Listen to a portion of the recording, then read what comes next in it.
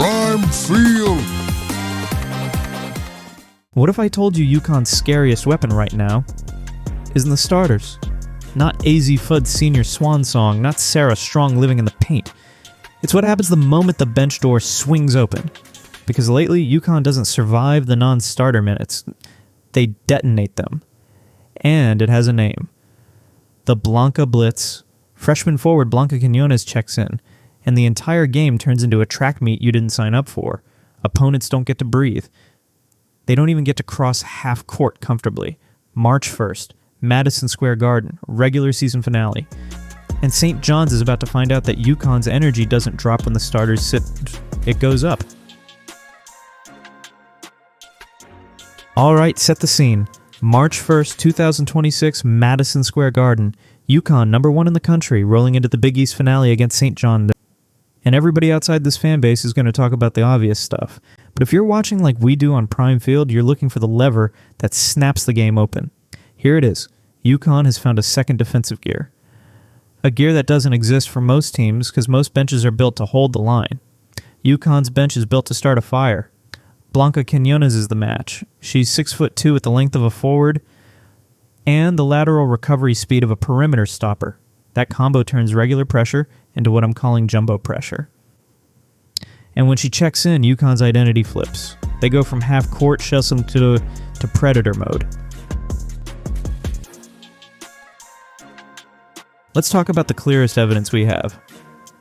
Georgetown, February 26th. After the first quarter, UConn is up by 1 point, 21-20. That's not the game is over in 5 minutes UConn script. Georgetown is slowing it down, grinding possessions, trying to make it ugly. Then the second quarter starts. Blanca checks in, and in that exact window, the game breaks. UConn outscores Georgetown by 22 points in that quarter alone. A 27-5 burst, not a coincidence. They just got hot. That was a system change. The moment Quiñonez enters, the pressure shifts from contain to attack. Ball handlers are getting trapped before they can even get organized. Passing lanes shrink. Decisions speed up. And suddenly Georgetown isn't running offense. They're running from the clock. That is the Blanca Blitz. Chaos on purpose, with a plan behind it. Here's the part that should scare the rest of the Big East. Most teams have an energy curve. Starters are the peak, bench is the dip. UConn inverted that curve. When Quiñonez comes in, usually early second quarter, the ball pressure spikes. It's not subtle, you see the clumping. Turnovers stack up in a short burst, and those turnovers become instant points. Against Georgetown, UConn forced 23 total turnovers and had 14 steals as a team. Blanca herself had 4 steals. And the most telling stat of all, Georgetown scored only 5 points in the second quarter, the exact stretch where that pressure was at its most suffocating. Then you look at Providence on February 22nd. UConn forces 39 turnovers, tying a program record, and records 26 steals, a season high.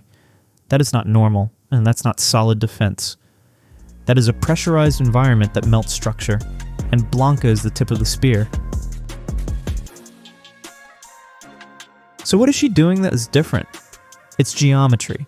Most guards are used to seeing passing lanes with a certain amount of daylight, but when you put a 6'2" defender with elite reach in those lanes, the windows disappear. And here's the key. Because she has forward size, UConn can switch more actions without giving up the paint. So you don't get the usual trade-off. We'll pressure you, but we'll be small. Nope. UConn stays long, stays switchable, and stays aggressive. That's why the tape shows her hunting, picking up full court, trapping, jumping lanes, turning safe passes into dangerous passes. And once you commit just one mistake, UConn is gone.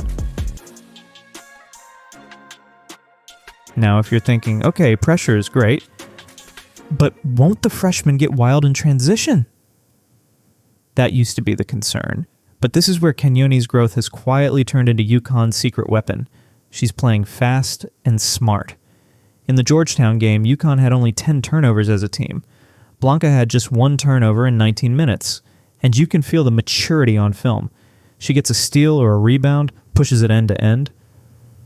And instead of forcing the first layup she sees, she makes the extra pass. That extra pass is deadly because the defense is already scrambling from the press. If you give UConn a second decision to guard in transition, it's over. And that's where the synergy shows up. Blanca plus Kayleigh, Heckel plus Ashlynn Shade. Heckel is the pest. Constant pressure, constant harassment. Shade is the finisher and the closer.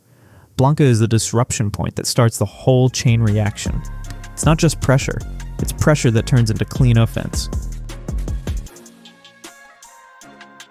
Alright, now let's talk about the opponent. St. John's is veteran, defensive-minded, deliberate. They want a slow game. They want set plays. They want a controlled tempo. And that's exactly what the Blanca Blitz is designed to destroy, because the press doesn't just steal possessions, it steals rhythm. St. John's averages 16.3 turnovers per game, and their assist-to-turnover ratio is 0.8. That profile screams, we struggle when the game gets chaotic. And UConn doesn't just create chaos, they sustain it for 40 minutes. Here's the pressure conflict. St. John's is built to walk it up and execute, but when Quiñonez checks in, she removes the walk it up option. Suddenly you're handling the ball 94 feet under duress.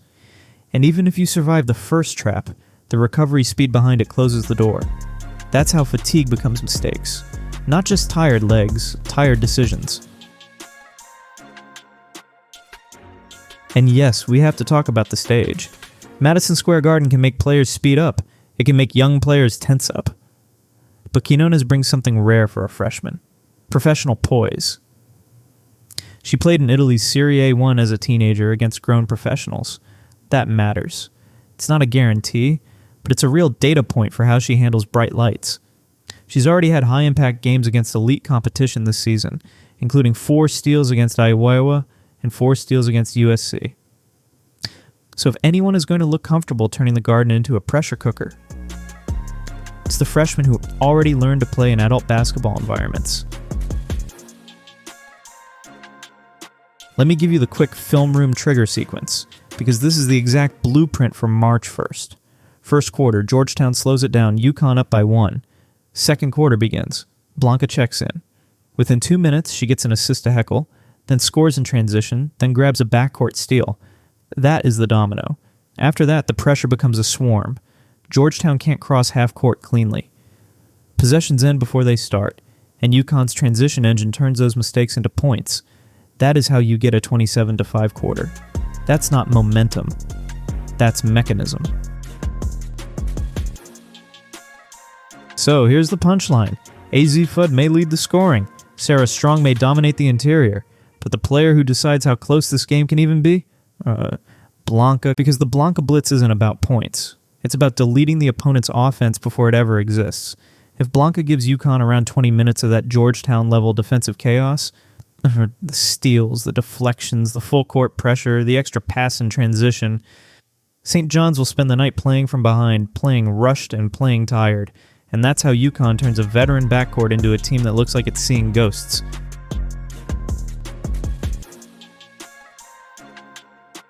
So when you watch March 1st at Madison Square Garden, don't just watch the starters. Watch the moment the rotation flips. Watch the second quarter entry window, because that's where UConn is currently breaking teams. Not with a gentle lead build, but with an energy explosion. The Blanca Blitz is the Huskies' second gear, and it might be the difference between great team and unstoppable in March. Now I need your take in the comments. Do you want Gino to lean into the Blanca Blitz even harder in the postseason? Or is there a risk that living in chaos could backfire against elite press break teams?